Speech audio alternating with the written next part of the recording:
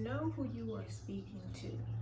One of the biggest issues that we have is we have a lot of opinions, a lot of views, but the way we go about it produces good fruit or produces pain.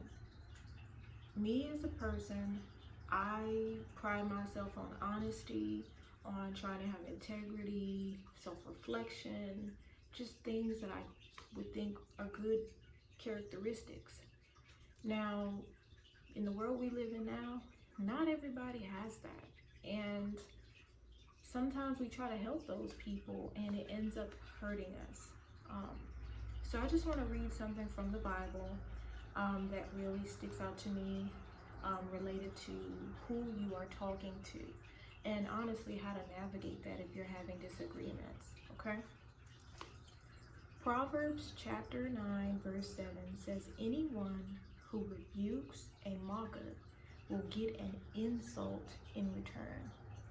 Have you ever gotten into it with someone and you feel like your viewpoint is about doing something righteous, whether it be you shouldn't steal, you should not lie, you should not this, you should not that, and then in return they're like, oh, but you're this, this, and that, or they're just totally flipping it back, right?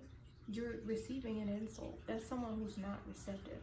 And me, I'm the type of person, I'm so passionate at times that I'm like, no, you do that, I'm just going and going and going.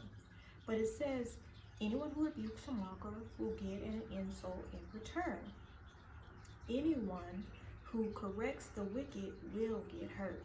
There have been many times where I've tried to tell someone something, even if it's something that hurts me. Like, hey, I really don't like when you do this to me, and they're just making excuses, they're gaslighting, they're blaming, and I just did not get it. It'll get to a place where you're like questioning your own thought process, like, am I tripping? Am I crazy? No. It also goes on to say, Proverbs chapter 9 verse 8, so don't bother correcting mockers. They will only hate you. But correct the wise and they will love you. I have met very few people, if I'm being completely honest, where I have been able to say something to them in truth and they receive it. They receive it, and it's sad, but it's the truth, and you need to know who you're talking to. You need to know who you're talking to. In my youth, I wasn't taught that. In my youth, I wasn't taught how to navigate differences, how to manage my emotions, how to correct someone even. Even with that, you do have to also be mindful of how you correct the person. If you're going to them straight up like, you're tripping, you're this, you're that, it might not be their mocker. It could be you're hurting their feelings. It could be they feel like they have to defend themselves. But if you're going to them like, hey, I just want to sit down and talk to you about something that's been bothering me, and I just want you to be receptive to it. I'm not blaming you. Just work on that. Your delivery does matter too, even if it's truth. A lot of people, and I've been one, I'm not going to sit here and say I haven't, but a lot of people think that just being truthful is enough. You could be truthful but hateful. You could truly be hateful. So he also asked for us to speak. God asked for us to do things in kindness, okay? In kindness. That's the whole purpose of this channel. I noticed there are a lot of leaders that they lead well, they have a good message, but they're harsh. And that's something I want to get good. I want to thrive in, is correcting in love, correcting in gentleness, Otherwise, we're just going to have a whole bunch of critiquers that are loving you, but you feel bad. You get what they're saying, but they're hurting you. That's not good. He wants us to build each other up. Another one says, Proverbs chapter 22, verse 10, throw out the mocker, and fighting goes too. Quarrels and insults will disappear. So let's say you're like, one of the difficulties for a lot of people is family, co-workers, managers, people where you have to kind of stay in a system.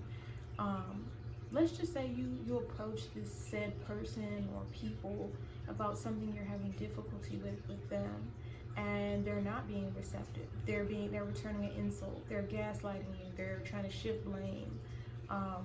You know, honestly, personally, one of the things I wish I would have done in a lot of those situations, excuse me, instead of trying to convince them or persuade them or really push, was just to be like, you know what, I'm wiping my hands with it. You know, I'll keep it civil and I'll focus on my work, or I'll focus on my own self, or I'll work on my own boundaries. Like, okay, for example, let's say someone keeps taking something of yours. I've been there in college. You know, I had a roommate who, cultural difference, and they wanted to cook. You know, they were nice, but they would like burn my pots, you know, wouldn't really clean it for a while. And I didn't like that. So I would tell them, you know, and I'm arguing with them, but my other roommate was like, you know, D, you have to choose your battles, you know, and she started putting her pots in her room. So she created a solution for herself, which was wise, because let's say, you know, you want to keep on arguing, then you're becoming hostile. You're becoming ignorant. You're becoming volatile. That's not what God wants us to produce, okay? So basically, it says don't bother correcting them. To me, I probably would address someone maybe 1-2 times max. And then after that, you just have to wipe your hands with it. And it's not like you didn't say anything, but I also believe you should speak to people about what is bothering you. We're starting to become a society where we hide how we really feel because we've been met with that. But then you find yourself in what I wish I could remember who said it on a video, but they called it dishonest harmony. Then you find yourself in situations where you're not truly who you are. You don't really reflect your morals. You're feeling like a fraud. You're around people who don't respect you, don't really love you, you know, because you're just keeping the peace. Although we've gotten really good at keeping this fake sense of peace amongst each other. And it's really taken us down as a society where we now have, you know, people hanging around people who violated them. People who are being violated in front of a bunch of people and nobody says anything. You know, it's really sad. But I just wanted to spread that word today. You know who you are talking to. Know who you're talking to, because it is painful. It is that Bible.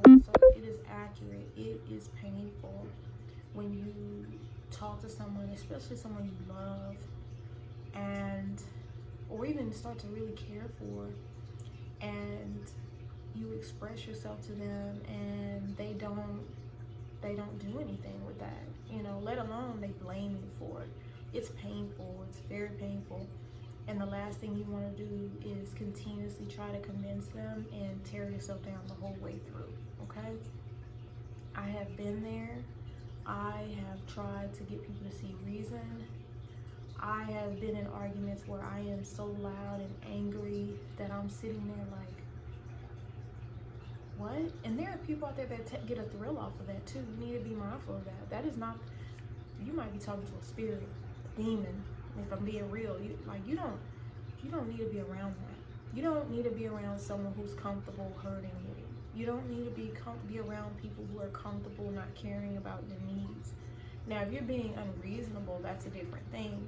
But if it's like, say, they're bursting in your room and you tell them, hey, you know, I really don't like my privacy being invaded. I couldn't forgive, and they just keep doing. That's a lack of respect. That's a lack of, especially when you vocalized it. And you don't need to be associated with people like that. You know, I've had a temper on me. And in a way, in the Bible, it speaks of that too. Not being around people like that. You know, quick to anger, quarrelsome. I've been there. You know, I've been there. But the thing about it is that some people are ready, some people want to change, and there are some people, and actually make the steps. And there are some people who, you know, they're lying to you, acting like they want to change. You know, there are people out there who, you know, who they want to get a reaction out of you. So I hope you could take this. The book of Proverbs is where most of these scriptures, this was the book of Proverbs, most of the scriptures in there. And I'm sure there's others about mockers, you know, and just so you're clear on mockers. Mockers are basically what are considered people who ignore wisdom. You know, they ignore wisdom. They are a fool. You know, they honestly sometimes oppose wisdom. They prefer to go against it. So just things to think about. And that could be anybody, y'all. It could be anybody. You, somebody, everybody. It could be anybody. It could be your mom. It could be your pastor. It could be a sibling, family member. I keep saying sibling. It could be your manager. It could be anybody.